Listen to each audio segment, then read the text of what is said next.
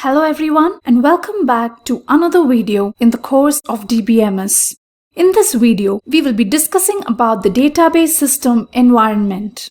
We have already seen briefly an illustration of a database system environment in our first video. Here, we will be discussing in detail the types of software components in the database system. This diagram shows the different component modules in DBMS. Let us look into each of these modules in detail. As I mentioned in the previous video, once the database design is completed, the schemas have to be defined by the database administrator and the database designers. So the DBA and his staff uses data definition language or DDL to specify these schemas. Now the DDL compiler processes the schema definition that is specified in the data definition language and stores these definition or description of the schema in the catalog. We know that the catalog contains information like the file size, data types, storage details of the files, constraints, etc. These modules access the catalog whenever required. Next, we have the query compiler that handles high-level queries. This query compiler analyzes and interprets the queries by creating a database access code, and then it calls a runtime database processor for executing that code. Then we have the pre-compiler that extracts DML commands or the data manipulation language commands from an application program. That is, this pre-compiler extracts all the DML commands from the application program written in a host programming language like C, C++, Java, etc. And these extracted DML commands are sent to the DML compiler, where DML compiler is used for compilation of the DML commands into an object code for access to the database.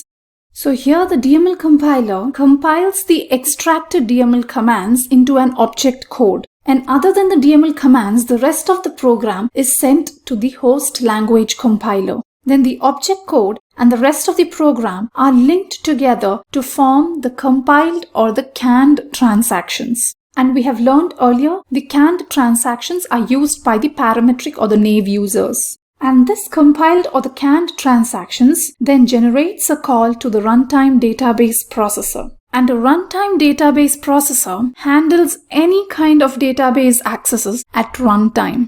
This runtime database processor receives retrieval or update requests and it carries them on the stored database. Finally, we have the stored data manager. And this module of the DBMS controls access to the information that is stored on the disk. And this module carries out data transfer between the disk and the main memory.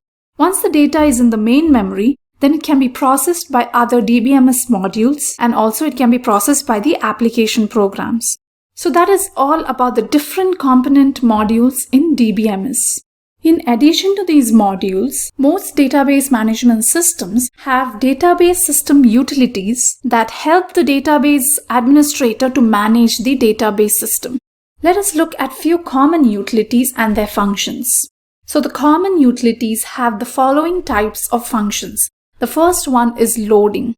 This utility is used to load existing data files into the database.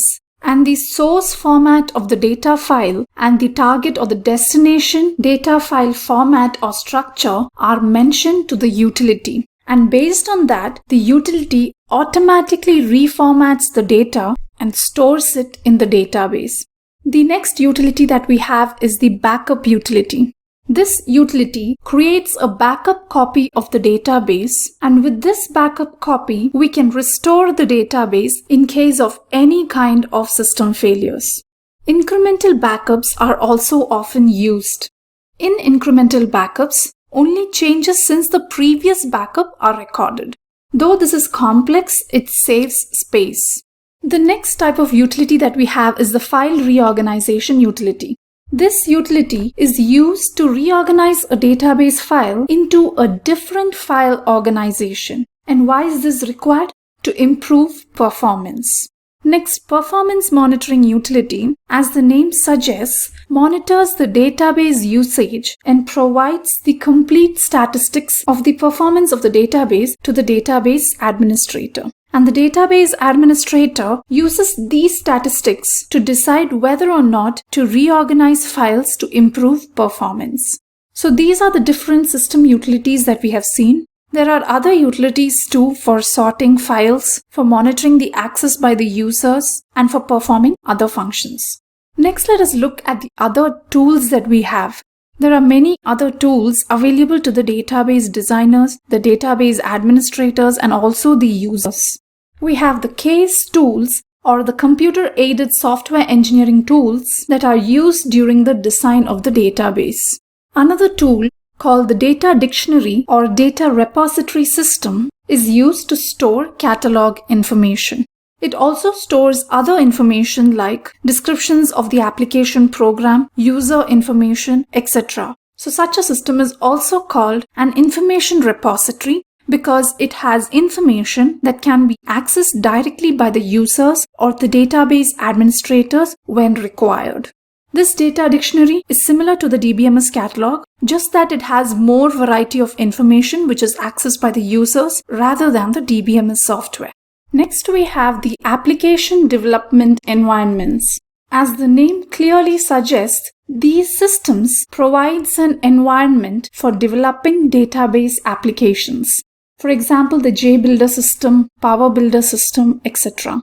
DBMS also needs the communications software where it allows the users remote access to the database through computer terminals or workstations or their local personal computers. They are connected to the database site through phone lines or local area networks or LAN, etc. So these are the different tools that we have in DBMS that are available to the database designers and the database administrators. With this, we come to the end of this video. This was all about the database system environment, which included the different component modules of DBMS, the database system utilities, and the different tools. Hope you understood these concepts. Thank you.